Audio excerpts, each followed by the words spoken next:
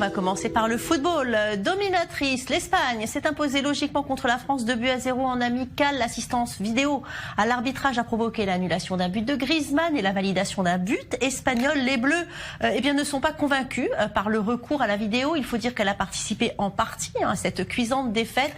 On écoute tout de suite Didier Deschamps, le sélectionneur, à l'issue de cette rencontre.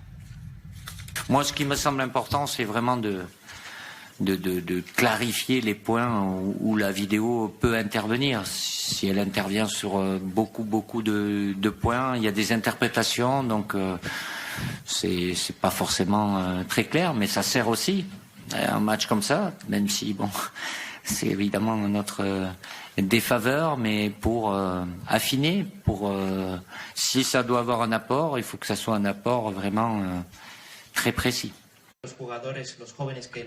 Merci beaucoup. Merci. Alors entre les pros et les anti, le débat était très animé et riche en zone mixte. Vous vous en doutez, Antoine Griezmann, quant à lui, n'était pas trop déçu par le but qui lui a été refusé par l'arbitrage. L'équipe de France n'a remporté qu'un seul de ses 7 derniers matchs face à l'Espagne. Avec 1 nul et 5 défaites, il faut remonter au 4 septembre 2014 pour trouver trace de ce succès contre la Roja. Et dans les autres rencontres, match nul entre la Belgique et la Russie, 3-3. Les Pays-Bas l'emportent face à l'Italie, 2-1 et belle victoire du Portugal sur la Suède, 3-2. On passe au tennis, direction Miami. Roger Federer peut souffler, l'ancien numéro 1 mondial s'est défait en 2 manches de l'Espagnol Roberto Bautista en 8e de finale ce mardi, 7-6, 7-6. Au prochain tour, le récent vainqueur d'Indian Wells affrontera Thomas Berdych. On l'écoute. C'est plus facile pour moi en général de jouer contre des joueurs avec un gros service qui misent tout sur cette qualité. Roberto, quant à lui, a réussi à envoyer de gros boulets de canon. Il a été très agressif. Je dois dire que j'ai trouvé ce match très compliqué et je suis vraiment très content d'avoir pris finalement le dessus sur mon adversaire.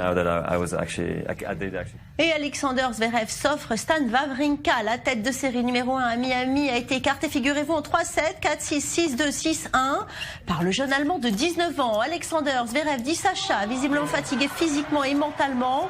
Pour Wawrinka, malgré cette élimination prématurée, c'est la première à ce niveau à Miami pour cette tête de série depuis Novak Djokovic en 2013. Il termine quand même le meilleur parcours de sa carrière en Floride. Voilà, c'est fini pour aujourd'hui. Merci à vous de nous avoir suivis. Surtout, ne changez pas de chaîne, vous êtes au bon endroit. Ce soir, 19h Paris, Jaffa, 20h. Le journal de Jean-Charles Banoun. Vous regardez I24 News. On se retrouve demain pour une nouvelle édition en direct. Restez là.